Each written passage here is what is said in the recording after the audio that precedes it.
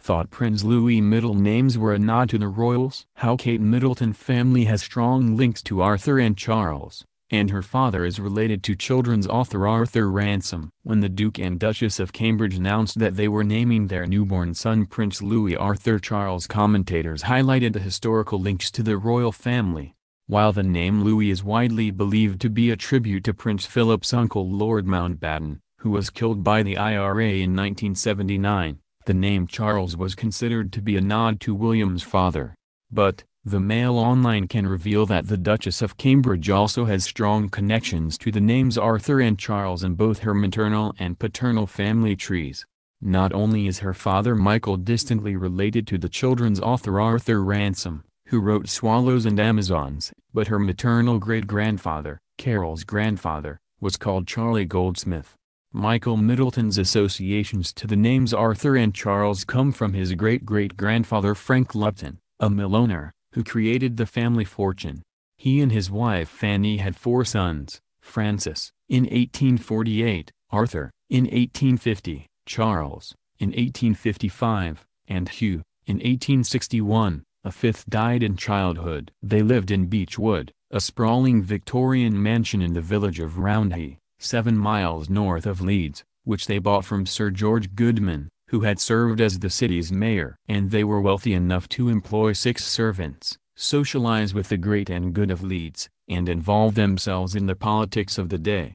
Their son Charles was the first Lupton to go to public school, setting a tradition that would carry right through the family to Kate. All 4 brothers became prominent figures in Leeds' public life. Francis and Arthur ran the family firm. Charles headed legal firm Dibb Lupton, and Hugh was chairman of Hawthorne Davy & Co., a hydraulic engineering company. Together, the tentacles of their influence reached across the city. But the family was also struck by tragedy. Arthur's wife Harriet, who was a cousin of Beatrix Potter's mother Helen, died in childbirth in 1888, at the age of 35, before her famous cousin published her first children's book The Tale of Peter Rabbit, leaving her husband a widower with 3 children: Arthur, 2, Eleanor, 1, and baby Elizabeth. 4 decades later, catastrophe struck again, and Arthur, who was pro-vice-chancellor of Leeds University, was again left bereft, when his oldest son Arthur was involved in a horrific riding accident. On December 14, 1928, while riding with the Bramham Hunt, his horse failed to take offense, throwing him to the ground, rolling on top of him and fracturing his pelvis. Within 11 months he was dead. A year later his father Arthur succumbed to grief. It was Hugo Lupton, son of Arthur's younger brother Hugh and cousin of Kate's great-grandmother Olive, who was responsible for linking the Luptons to Arthur Ransome, an old Wellingtonian and Trinity College alumnus, who won a military cross for his service in France. He married the author's sister Joyce in 1920 and had 4 children: Francis, in 1921, Arthur, in 1924, Cicely, in 1927, and Geoffrey, in 1930, ensuring the name Arthur went down through the generations.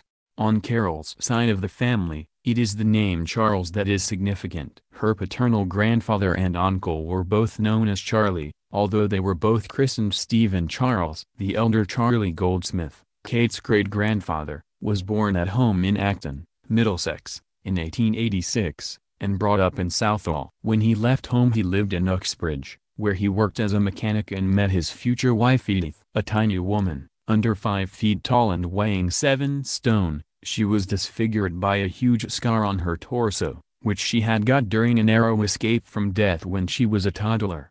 Granddad used to light his cigar in his big oil stove in the hall of the big house where they lived. His daughter Alice Tomlinson, the only one of his children still alive at 106, told me he would roll a piece of paper up and put it in the stove and light his cigar. Of course, when he went out, my mum copied. She had a go doing the same thing and nearly burned herself to death. Charlie and Edith got married at Uxbridge Register Office in 1909. She was 4 months pregnant with their eldest child, whom they named after his father. When Charlie Jr. was 5 years old, his father signed up, serving in France with the Royal Fusiliers, initially in the trenches and afterwards in the cookhouse. He was one of Kitchener's shilling men. Luckily, he survived the war but returned home with emphysema. The father of 6 died in 1938, when his oldest son Charlie was 28 years old, and his youngest son, Kate's grandfather Ronald, was just 6 years old. His widow Edith was forced to move into a condemned flat and go to work at the local factory. Less than a century later,